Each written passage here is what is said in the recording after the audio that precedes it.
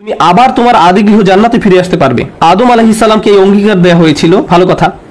এভাবে ইতিহাসের পথ পরিবর্তন হতে থাকে, শতাব্দীর পর শতাব্দী, একজন নবীর পর আরেকজন নবী, একজন নবীর পর আরেকজন নবী, এভাবে অসংখ্য নবী এসে মানব জাতিকে আল্লাহর পথে ডাকতে থাকে। আদম আলাইহিস সালামকে দেওয়া প্রতিশ্রুতির বাস্তবায়ন হিসেবে নবীরা এভাবে মানব জাতিকে আল্লাহর পথে ডাকতে থাকেন।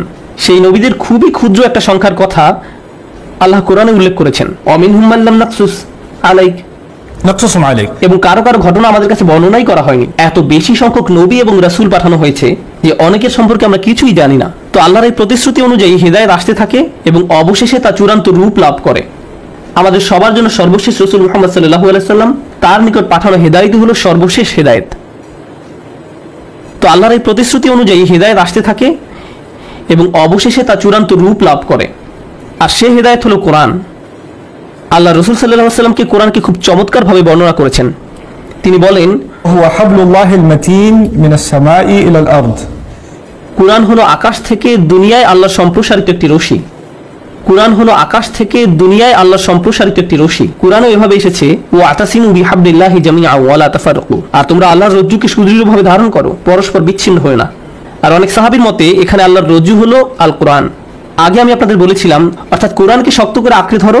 এখন আমরা শিখছি যে আমাদের জন্য রশি ফেলা হয়েছে, আর এটা এমন রশি লান ফিসাম আলাহা, যা ভেঙে যাওয়ার নয়, কোনো শিকলের সংযোগ ভাঙার মতো নয়।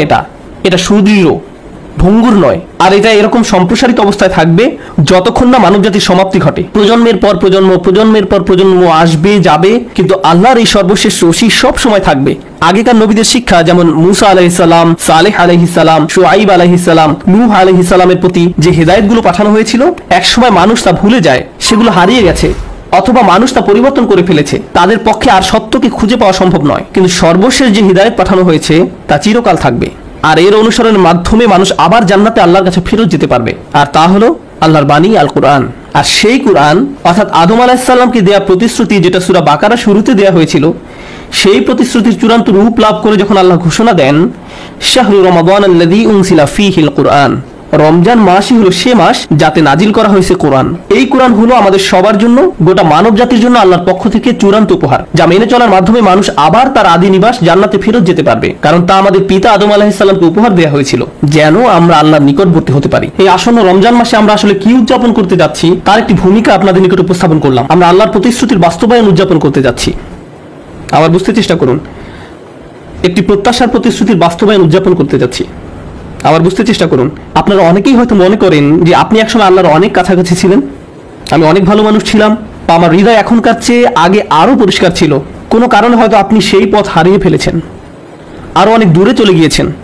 এখন আপনার মনে হচ্ছে যে আপনি আল্লাহর কাছ থেকে এতই দূরে চলে গিয়েছেন যে আপনার আর কোনো আশা নেই।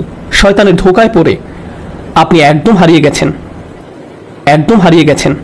আর আমি আপনাকে এটা বলতে পারি, আপনি বা আমি আল্লাহর কাছ থেকে নিজেদের যতই দূরে মনে করি না কেন, আল্লাহ প্রথম যেই মানুষটিকে জান্নাত থেকে দুনিয়ায় পাঠিয়ে দিলেন, সেই দূরত্বের সাথে আমাদের এই দূরত্বের কোনোই তুলনা চলে না। সেটা খুবই বড় ডিমোশন ছিল। এমন একজন যিনি আল্লাহর এত নিকটে ছিলেন যে আল্লাহ সরাসরি তার সাথে কথা বলতেন। তারপর আল্লাহ তাকে বললেন, তোমার সাথে আর সরাসরি কথা বলবো না, এখন থেকে তোমার সাথে ওহী পাঠানোর মাধ্যমে কথা বলবো। এত বড় ডিমোশন সত্ত্বেও তার আশা ছিল যে আল্লাহর পাঠানো ওহীর মাধ্যমে আমি আবার আল্লাহর কাছাকাছি যেতে পারবো। কোরআন আপনাকে জাহান্নামে পাঠাতে আসেনি। কোরআন তো বলছে না যে আপনার কোনো আশা নেই। কোরআন আল্লাহর প্রতিজ্ঞা যে আমরা যতই ভুল করি বা আল্লাহর কাছ থেকে দূরে চলে যাই না কেন, আমরা আমাদের আদি পিতা আদম আলাইহিস সালামের মতো হব এবং তওবা করে ফিরে আসব। আমরা আমাদের আদি পিতা আদম আলাইহিস সালামের মতো হব, আমরা কখনোই ইবলিসের মতো হব না। ইবলিস আর আরবিতে আবলাসা ক্রিয়ার একটা অর্থ হলো আশা ছেড়ে দেয়া। আমরা নিজেদের মাঝে আশা ধরে রাখবো, আমরা নিরাশ হব না। আর যখন আপনি নিজেকে বলতে থাকেন যে আপনার জীবনের কোনো অর্থ নেই, আপনি খারাপ মানুষ, আমার কি বার করার আছে, আপনি যখন এমনটা বলা শুরু করেন, তখন আপনি আসলে ইবলিসের সুন্নাত বা পথ অনুসরণ করেন। সে নিজেকে শয়তান হিসেবেই মেনে নিয়েছে, কিন্তু মানুষদের সুযোগ দেওয়া হয়েছে, আমরা ভুল করবই। কুল্লু বানি আদম খাত্তাউন, আদম সন্তানরা প্রতিনিয়ত ভুল করে। খাত্তাউন শব্দটি খতিউন থেকে আসলে আলাদা। রাসূল সাল্লাল্লাহু আলাইহি ওয়াসাল্লাম বলছেন যে আমরা ভুল করতে থাকবো, কেবল একবার না, ভুল করাতে যেন আমরা আসক্ত। খাত্তাউন শব্দটি খতিউন থেকে আসলে আলাদা। আর তারপরে ভুল করতে থাকা মানুষগুলোর মধ্যে তারাই উত্তম যারা আল্লাহর কাছে বারবার ফিরে আসতে থাকে।